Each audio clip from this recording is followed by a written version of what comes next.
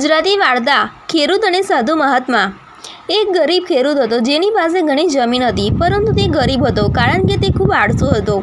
તે ખેતરોમાં કામ કરવા માંગતો ન હતો, જેના કારણે ક્યારેક તે એના બાળકો ભૂખ્યા સૂઈ જતા। એક દિવસ એક વૃદ્ધ ઋષિ મહાત્મા તેમના ઘર પાસેથી પસાર થઈ રહ્યા હતા। ખેડૂતને ઉદાસ બેઠેલો જોઈને તેને પૂછ્યું, તમે ઉદાસ કેમ બેઠા છો?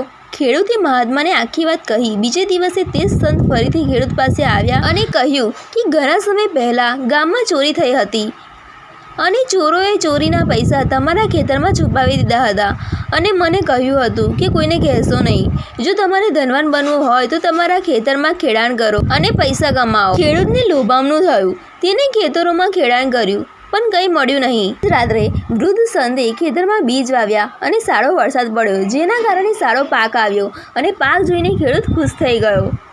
નૈતિક પાઠ: સફળતા માટે સખત મહેનત ખૂબ જ મહત્વપૂર્ણ છે। પરિશ્રમ વિના કોઈ લક્ષ્ય પ્રાપ્ત કરી શકાતું નથી।